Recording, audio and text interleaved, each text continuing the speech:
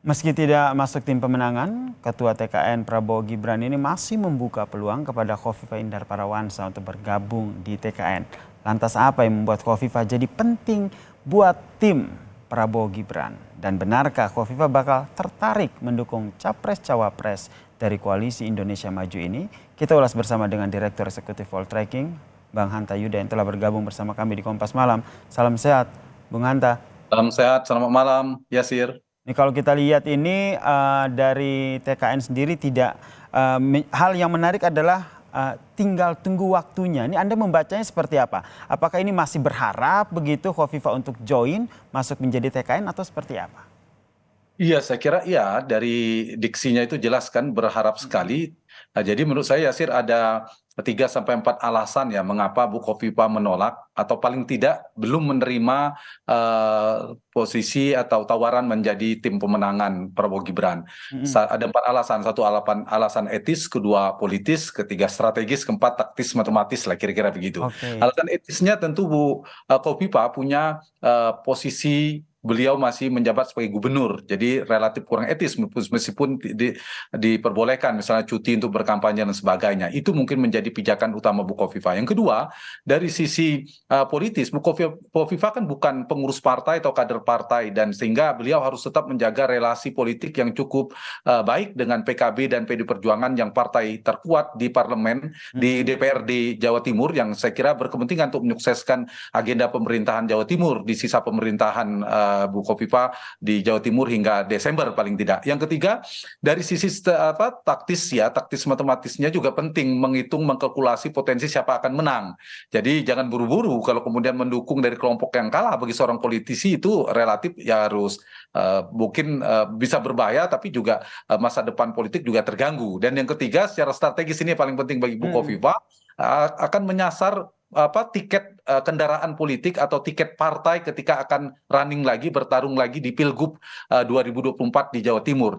Jadi kalau keliru memilih kawan, menentukan mitra, maka akan berpengaruh pada kendaraan politik di 2024, Pilkada 2024. Nah, dengan 4 alasan inilah yang menyebabkan Bu Khofifah menurut saya belum menentukan. Misalnya sedikit dibandingkan dengan Ridwan Kamil. Kang Emil itu memang pertama sudah tidak menjadi gubernur, sudah jelas, satu itu beda dengan Bu Khofifah. Yang kedua, beliau jelas kader Golkar, bahkan wakil ketua umum DP Partai Golkar yang sudah jelas mendukung pasangan Prabowo Gibran. Dan yang ketiga, sudah punya kendaraan yang relatif aman lah bagi Ridwan Kamil. Bu Khofifah kan belum, sehingga harus hati-hati. Sehingga Yasir, saya ingin menjawab pertanyaan Yasir tadi, kalaupun nanti di bulan Januari, 1 Januari artinya sudah lepas tidak menjadi gubernur Jawa Timur lagi, hanya 2 opsi menurut saya bagi Bu Khofifah. Yaitu? Opsi pertama, beliau akhirnya menerima pinangan atau menjadi tim pemenangan Prabowo Gibran. Yang kedua, beliau akan memilih netral. Oke. Di luar itu menurut saya tidak ada ya. Kenapa ini penting? Karena 2 alasan. Satu, Bu Khofifah kita tahu beliau ini tidak mengejar posisi jabatan menteri seperti para tim ses pada umumnya, Yasir. Kenapa? Menurut saya tidak. Justru beliau meninggalkan posisi menterinya Pak Jokowi menjadi gubernur Jawa Timur.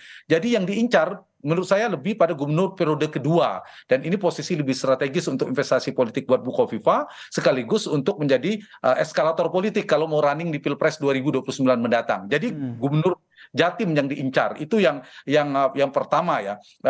Kalau kita baca dari Bu Khofifah. Yang kedua, ini juga penting mengapa memilih netral akhirnya misalnya tidak ke Prabowo Gibran, karena dulu di 2018 Pilkada Jatim, Bu Khofifah itu didukung oleh partai-partai yang sekarang di barisan Prabowo Gibran. Oke, ini barisan Prabowo Gibran ya. Tahan sampai di situ dulu, Bung Hanta. Karena menarik dan ini. Partai Golkar. Iya, menarik ini karena kalau berbicara soal memilih netral atau memilih timnya Prabowo Gibran, tadi kalau kata Ketua TKN-nya bahwa tunggu waktu. Ini lain hal dengan yang disampaikan oleh Ketua Umum Partai Golkar Erlangga Hartarto yang dalam HUT Golkar tadi malam barusan saja ini menyatakan bahwa Khofifah ini bisa jadi salah satu juru kunci pemenangan Prabowo Gibran di Jawa Timur bersama dengan mantan Gubernur Jatim yaitu Pak Dekarwo. Kita simak bersama dulu ya pernyataan dari Ketua Umum Partai Golkar Erlangga Hartarto berikut ini.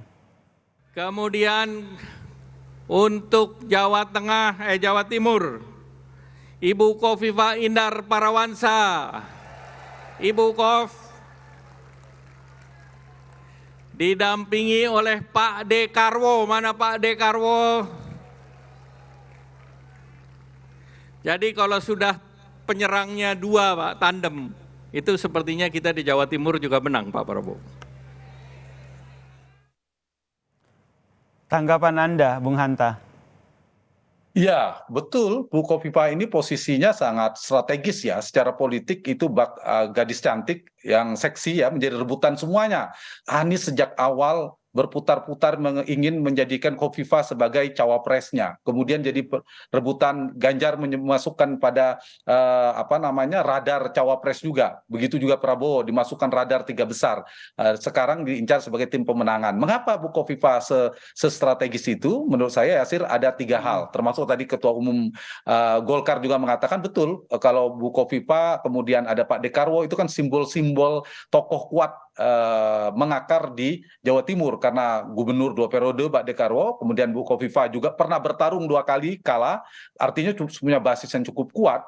Ditambah juga Bu Kofifa sekarang gubernur, sehingga saya ingin mengatakan secara elektoral beliau punya pengikut, berpotensi menjadi mesin pengepul suara atau penggerek pendongkrak elektabilitas capres cawapres yang dia dukung. Itu satu yang membuat strategis, terutama di Jawa Timur. Yang kedua, Kofifa adalah gubernur yang populer. Paling tidak di survei kami pernah dilakukan beberapa bulan yang lalu, tingkat kepuasan kepada kinerja Gubernur Kofifa itu sangat tinggi. Hampir kisaran 80%. Nah, ini kan berarti memberikan dampak positif, insentif secara elektoral. Dan terakhir, yang ketiga, NU. Kita tahu Bu Kofifa adalah tokoh NU yang cukup berpengaruh. Ketua Umum Muslimat NU beberapa periode cukup lama, kemudian punya basis-basis kuat sebagai kader NU Tulen, saya kira juga cukup kuat ya untuk menggerek atau mengambil, menarik, menggait pemilih di Jawa Timur. Sehingga akhirnya tadi kita dengarkan kalau pernyataan dari Ketua Umum Golkar Erlangga Hartarto itu, ini Anda membacanya bahwa ini semakin terang-terangan begitu ingin menarik, ayo dong Bu Kofifa gabung di TKN mendukung Prabowo Gibran. Iya, betul. Karena kalau saya lihat ada dua faktor ya. Satu, memang Bu Kofifa ini kan relatif orang bisa dimasukkan orang dekatnya Pak Jokowi. Pernah menjadi menteri Pak Jokowi, pernah juru bicara pemenangan, dan relatif tidak pernah lah berseberangan dengan Pak Jokowi. Makanya saya mengatakan opsinya hanya 2. Beliau akan tetap akhirnya memilih bersama di kubu Jokowi atau memilih netral. Kalau Bu Kofifa ekstrim akan berhadapan-hadapan dengan Pak Jokowi, menurut saya kecil kemungkinan. Ya, jadi kecil kemungkinan akan bergabung ke Ganjar dan juga Mahfud ya? Betul, kalau kita lihat karena melihat kedekatannya dengan Pak Jokowi dan seterusnya, ini yang saya kira yang akan menjadi pertimbangan Bu Kofifa ya. Tapi meskipun Bu Kofifa baru memutuskan di bulan Januari Februari, menurut saya dukungan Bu Kofifa tetap tinggi ya. Tapi jangan lupa ya Sir, tetap mau Kofifa mau Pak Dekarwo mau siapapun, mereka tetap menjadi variabel nomor 2 dalam pertarungan Pilpres. Mereka hanya harus kita garis bawahi ya. Ya, nomor satunya tetap adalah performa elektoral si kandidat capres cawapresnya. Itu tetap nomor 1. Yang jelas hingga saat ini Kofifa belum masuk jadi TKN Prabowo Gibran. Kita nantikan seperti apa langkah politik selanjutnya yang akan diambil oleh Gubernur Jawa Timur Kofifa Indar Parawansa. Terima kasih. Baik, Yasir. Terima kasih. Sama-sama. Bang Hanta Yuda telah bergabung bersama kami di Kompas Malam. Salam sehat Bang Hanta.